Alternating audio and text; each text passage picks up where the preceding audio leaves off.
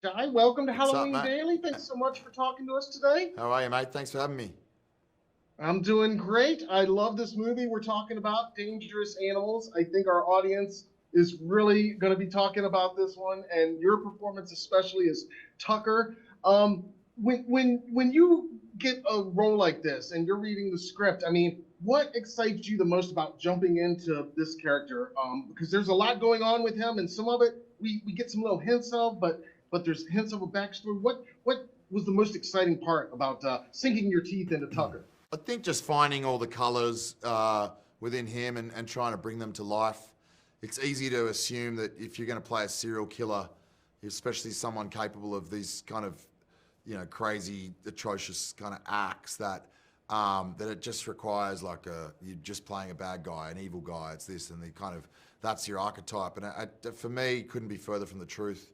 I really want to find the humour and the charm within a character like this, and also his vulnerability and see how that lends itself to building a more rounded picture. And that for me helps me believe in those circumstances and kind of understand him. So yeah, it's sort of the challenge at coming at it from an empathetic place as opposed to judging what he's capable of and then just painting it on in broad strokes.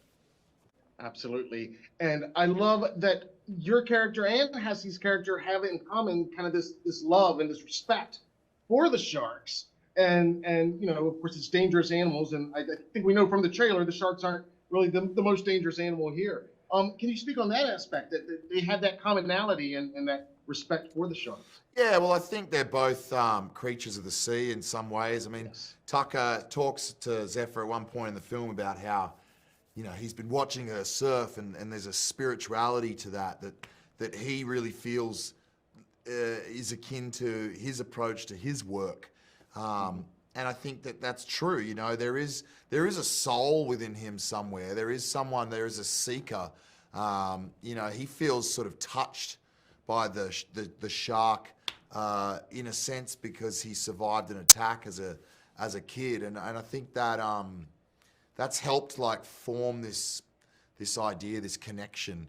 It's just that I think his alienation from society and the fact that he's really like hasn't been able to repair the wounds within himself mean that it's manifested into this sort of deranged, you know, comparative thing where he feels like he's an apex predator too.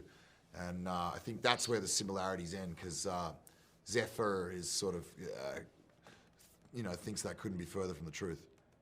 Yeah, yeah, absolutely. And well said on all that. And for our last minute or so here, if you'll indulge us, as you can see, every day is Halloween. And I know growing up in Australia, I'm always curious, did you celebrate Halloween? Do you celebrate today? What does do you look forward to the holiday? I mean, I love Halloween because I like dressing up. It's not as big in Australia, though. I feel like it's grown in recent years. Mm-hmm. But I mean, I don't live there anymore. But I love Halloween, man. It's an awesome, fun time of year. I mean, we were terrible as kids. Me and a friend of mine used to go around and knock on doors and try and convince our neighbours that it was Halloween when it wasn't, just because we wanted to trick or treat. Some people fell for it. Some told us to piss off, which is probably what we needed to hear, to be honest. But yeah, it's a good time of year, and any excuse to put a mask on and scare the shit out of people is a good one for me. That's right. Amen. Hey, we couldn't agree more, man. Well, you're going to be scaring the shit out of a lot of people in this movie in all the best ways. We love it. Let's hope so. I know you're super busy today, man. This has been great. I appreciate you taking the time. And instead of saying goodbye, we just like to wish everybody a very happy Halloween. Thank you so much. Happy Halloween.